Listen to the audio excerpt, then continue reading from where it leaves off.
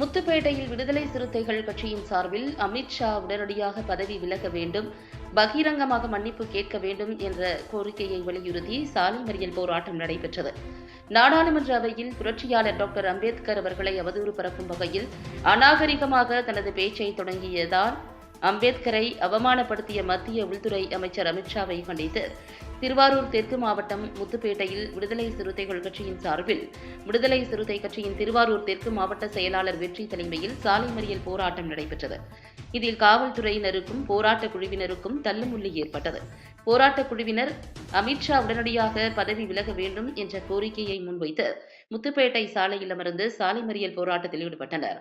இந்த நிகழ்வில் ஒன்றிய செயலாளர், நகர செயலாளர், கிளை பொறுப்பாளர்கள் என 100க்கும் மேற்பட்டவர்கள் கலந்து கொண்டனர்.